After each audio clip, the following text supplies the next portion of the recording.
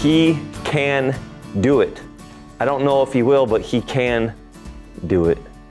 Daniel chapter 3, 16 through 17 says this: "If we are thrown into the blazing fire, the God we serve is able to deliver us from it, and he will deliver us from your majesty's hand. But even if he does not, we want you to know, your majesty, that we will not serve your gods or worship the image of gold you have set up." In the book of Daniel, as we continue together, the children of God, right, they're now in Babylon. They're in Babylon. Certainly the book of Daniel has some great prophetic texts, but we can't help but notice the faith of Shadrach, Meshach, and Abednego in the fiery furnace moment where they say, "We know God can deliver us, but we don't know if he will or not. But even if he doesn't, we're not going to worship you. We're going to continue to worship him." Today, what I want us to consider is our faith in our God. And the question is this: is our faith circumstantial, or is our faith objective? Does our faith waver depending on what's happening in our life and how God answers prayers or doesn't answer prayer? Or is our faith anchored on the resurrection of Jesus? Right, so oftentimes in my own life, right, I go through life and I feel strong, I feel weak, right? It is circumstantial in my relationship with God. But yet, when I'm the strongest, especially in my weakest times, is when my faith is simply put on God, knowing that he is God, and specifically the resurrection of Jesus.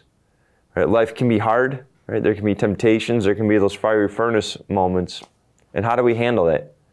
Do we stay anchored? Do we stay true? Do we stay fixed on the resurrection of Jesus? Because no matter what happens, Jesus still rose again from the dead. Jesus still Jesus. His promises are true. Heaven is still real. He's working in all things. Or do we give in to those circumstances? And do we sink, so to speak? Right? Do we coward and just fall apart, believing that God is not for us, God does not love us, and therefore I'm giving up on him because it feels like he's given up on me? Right? Feelings are not horrible, but we cannot let feelings guide us. Truth guides us. The resurrection of Jesus guides us. In the book of Daniel, before Christmas happened, right, Jesus showed up in the fiery furnace with his three sons, Shadrach, Meshach, and Abednego. Right? A whole nation repented. Nebuchadnezzar repented. Right? God's children shined in the darkness because Jesus was there. Right? And the truth is, Jesus is always here for us. And so I don't know what circumstances you are facing today, but I pray that your faith stays anchored, stays fixed, stays captivated on the truth of our God, and specifically the resurrection of Jesus, because that happened, and that's not going to change. Jesus is Jesus. Circumstances might change in your life, but God's truth, God's promises does not change. So may you stay strong, may you stay courageous, may you have the same faith that Shadrach, Meshach, and Abednego had. Even if our God doesn't do what I've asked him to do or what I want him to do, I still know he is God, and I'm not going to bow down and worship any other gods. Be blessed and be courageous today.